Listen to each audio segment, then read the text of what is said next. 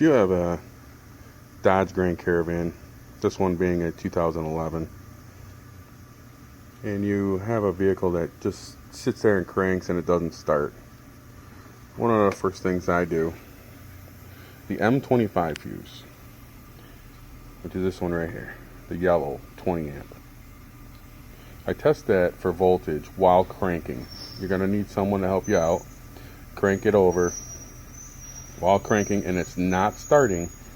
You want to test that. If you have power and it's not starting, then it's definitely not the TIPM. It's probably the fuel pump. But if your power drops out, you don't have any 12 volts any longer, or you get, I'm not sure what you're using, test light, voltmeter, you're going to get a reference.